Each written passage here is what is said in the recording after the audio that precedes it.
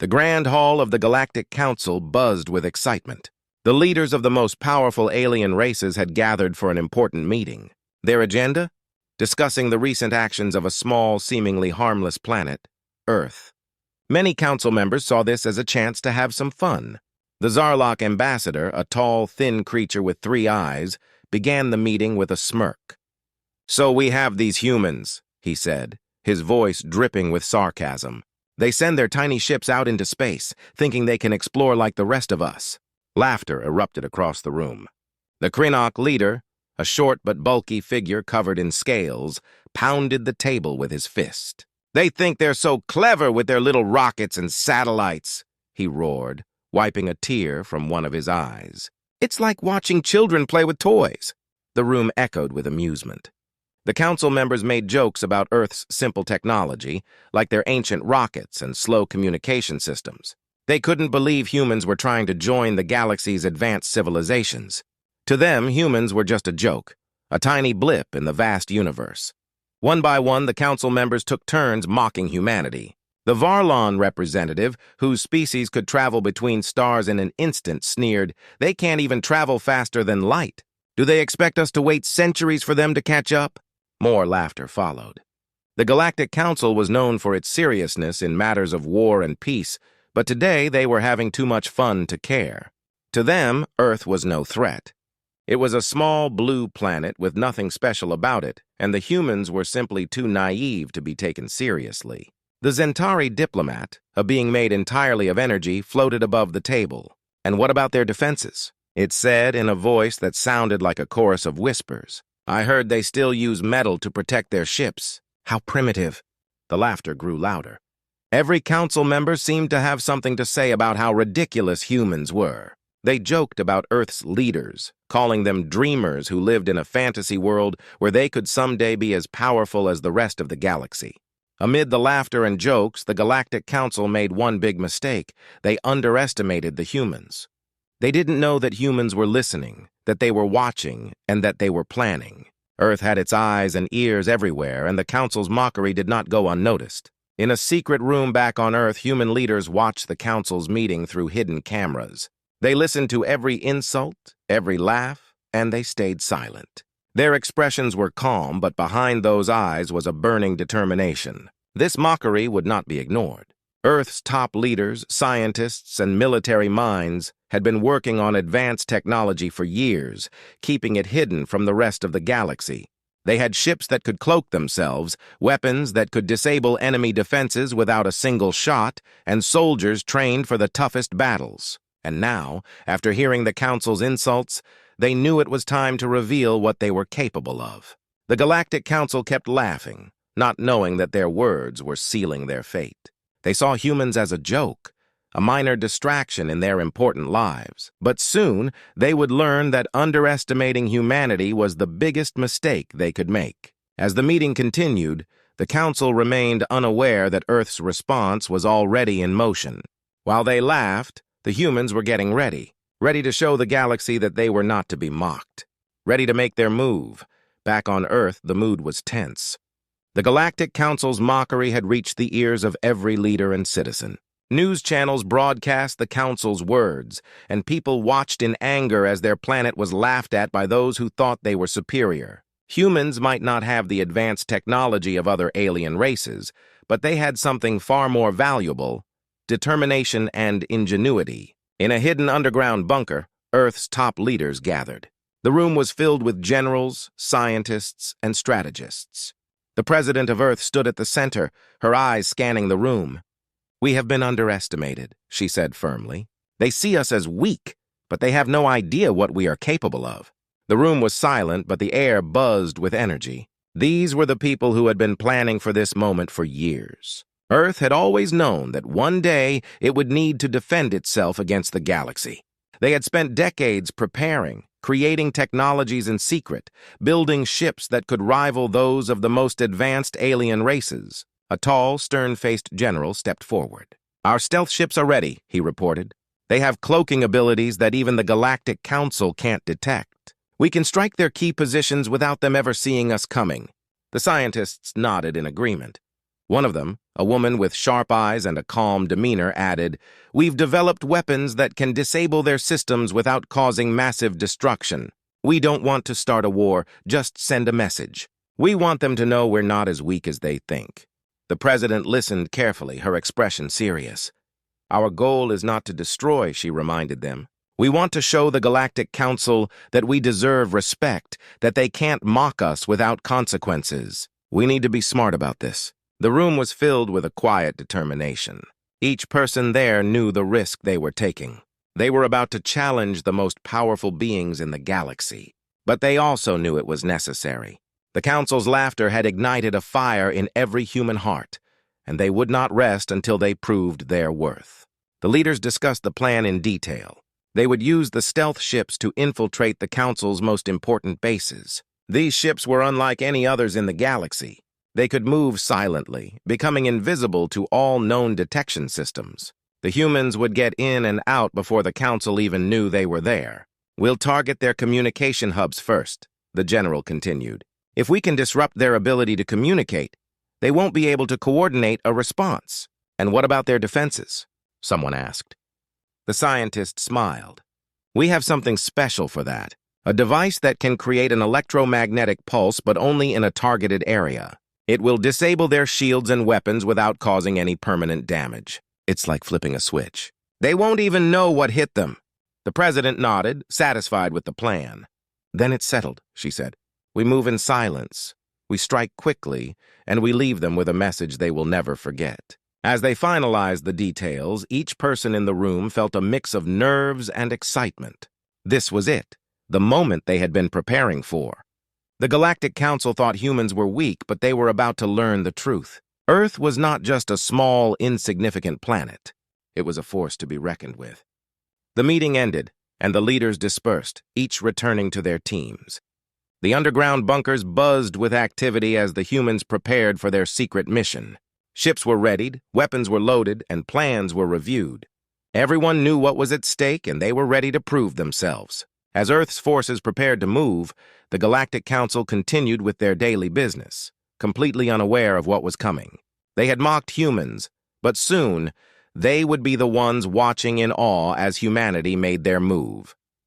In the darkness of space, the human stealth ships moved silently. They were sleek, black, and nearly invisible against the starry backdrop.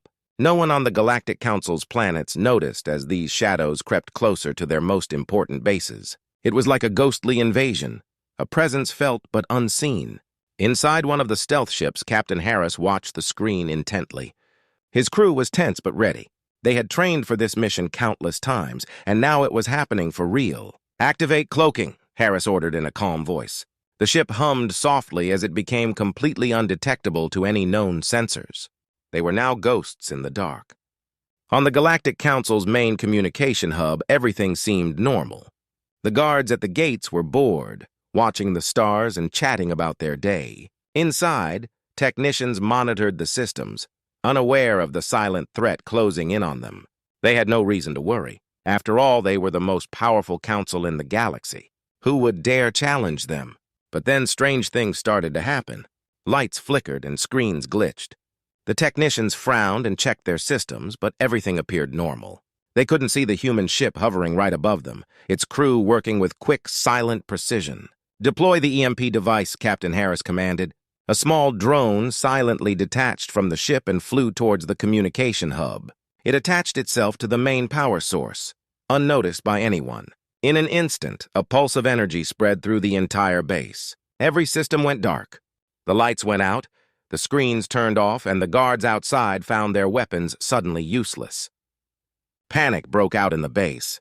Technicians scrambled to get the systems back online, but nothing worked. It was as if a ghost had taken over. Alarms blared, but they couldn't even send a distress signal. Their communication lines were completely dead. In space, the human ship silently moved away, leaving behind confusion and chaos. Meanwhile, on other Galactic Council planets, similar incidents were occurring. Stealth ships struck key locations all at once. Power plants, military bases, and other vital centers were hit with the same silent attack. Each time, the humans left no trace of their presence. It was like the galaxy itself was turning against the Council.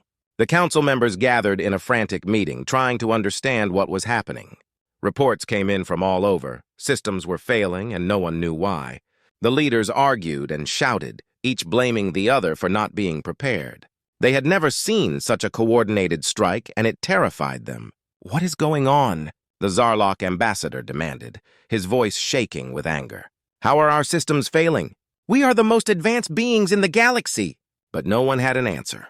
They couldn't believe that anyone could get past their defenses so easily. It was impossible, or so they thought. All their advanced technology and powerful weapons were useless against this unseen enemy. Back on the human ships, Captain Harris and his crew watched the chaos unfold. "Mission accomplished," Harris reported with a hint of satisfaction. "The Council is in disarray. They have no idea what hit them." The stealth ships returned to their hidden bases, leaving the Galactic Council to deal with the aftermath. Earth had made its move, and it was only the beginning. The message was clear: humanity was not to be mocked or underestimated. They had struck from the shadows, showing the galaxy that they were more than capable of defending themselves. As the council members argued and panicked, Earth remained silent, watching and waiting. They knew the council would soon realize who was behind the attacks, and they were ready for what would come next. The galaxy now knew that humans could strike like silent shadows, and this was just the start of humanity's rise. The Galactic Council was in turmoil. Days had passed since the mysterious attacks, and no one had any answers. The council members were on edge, demanding explanations from their top scientists and military leaders. But all they had were theories, none of which made sense. How could anyone infiltrate their systems so easily? Who had this kind of technology? In the midst of this chaos, the human leaders prepared for the next phase of their plan. The council had been hit where it hurt the most: their pride. Now it was time for humans to make their presence known. It was time to reveal the big surprise they had been hiding for so long. In the dark, hidden depths of Earth's military bases, massive doors began to open. Inside were ships unlike any the galaxy had ever seen. Sleek, powerful, and equipped with technology far beyond what humans had ever shown before. These were Earth's secret warships, built in silence and kept hidden from the galaxy's prying eyes. General Avery stood on the bridge of the lead ship, the Indomitable. "Today, we show the galaxy what we're made of," he announced to his crew. His voice was calm, but his eyes burned with determination. "We've been underestimated for too long. Now we make our presence felt." The fleet launched, moving through space like a dark tide. Each ship was equipped with advanced cloaking devices and weapon systems. They had technology that could disable enemy shields and control systems without causing any permanent damage. This was not an attack meant to destroy, but to stun and awe. The ships moved into position around the Council's home planet, where the leaders had gathered for an emergency meeting. Inside the Council Hall, the members were still arguing, unaware of the surprise waiting just outside their atmosphere. They had dismissed the idea that humans could be responsible for the recent attacks. To them, humans were still the same primitive species, too weak to pose any real threat. Suddenly, alarms blared across the Council's main base. The leaders looked around in confusion as their screens lit up with warning signals. "What now?" the Krynoc leader snapped, his scales bristling with anger. Before anyone could answer, the lights in the room dimmed, and a large holographic image appeared in the center of the hall. The image of a human, General Avery, stood before them, calm and composed. "Galactic Council," he began, his voice echoing through the room. "You mocked us. You laughed at humanity, thinking we were weak and insignificant. You were wrong." Gasps filled the room as the council members stared at the hologram in shock. They had never seen a human speak with such confidence and authority. General Avery continued, "We have been preparing for this day for a long time. You underestimated us, but now you see the truth. We are not weak. We are not to be mocked." As he spoke, the human fleet uncloaked above the Council's planet. Massive warships appeared in the sky, casting shadows over the Council's grand city. The Council members rushed to the windows, their eyes widening in disbelief. They had never seen such ships, so advanced, so powerful. How had the humans built these without anyone noticing? "Our ships have the power to disable your defenses in an instant," General Avery warned. "But we do not wish for war. This is a demonstration of our strength, a reminder that we deserve respect." The room was silent. The council members were too stunned to speak. They had mocked humanity. But now they were the ones standing in awe. The humans had revealed a power they never imagined, and it shook them to their core. "We offer peace," General Avery said, his voice firm but calm. "But know this, we will not be mocked again. We are equals in this galaxy, and we demand to be treated as such." The hologram faded, and the room remained silent. The council members looked at each other, their expressions a mix of fear and respect. The humans had made their move, and it was a move that no one in the galaxy would forget. Galactic Council chamber was quieter than it had ever been. The council members, usually full of arrogance and confidence, now sat in stunned silence. Outside, the massive human fleet hovered above their planet, a silent reminder of the power they had just witnessed. It was a sight they never thought they would see. Human warships, far more advanced than any in the Council's own armada. For the first time, the Council members truly understood the humans' message. They had mocked and dismissed humanity for being weak, but they had been blind to the truth. The humans had strength, intelligence, and a will to stand up for themselves, and now they demanded respect. The Zarlok ambassador, who had been the loudest critic of humans, was the first to speak. His voice was shaky, lacking its usual condescension. We have underestimated them," he admitted, his gaze fixed on the ships outside. "They have shown us a power we did not expect." The others nodded in agreement. It was a humbling moment for the Galactic Council, and they knew they had to change their approach. The humans had proven themselves in a way that could not be ignored. They had struck without causing chaos, showing restraint and control even in their show of force. "We need to respond," the Krenak leader finally said, his tone serious. "But not with weapons. We must talk to them, understand them. Clearly, they are not what we thought they were." A decision was made. A message was sent to the human fleet requesting a meeting. It was a request made with newfound humility, an acknowledgement of the humans' unexpected might. On the Indomitable, General Avery received the message with a slight smile. The council had finally come to its senses. "Prepare the diplomatic channel," Avery ordered. "It's time we had a real conversation." The meeting was arranged quickly, and soon the leaders of the Galactic Council were face-to-face with General Avery, this time in person. The tension in the room was thick, but there was also a sense of respect. The council members looked at Avery not as an inferior, but as an equal. "We underestimated you," the Zarlok ambassador began, his voice steady but respectful. "We thought you were less advanced." "We were wrong." General Avery nodded. "You judged us based on what you saw on the surface. But humans have always been more than what we appear to be. We value peace, but we are also ready to defend ourselves." The council members listened intently. This was a new experience for them, being on the other side of a negotiation where they were not the dominant force.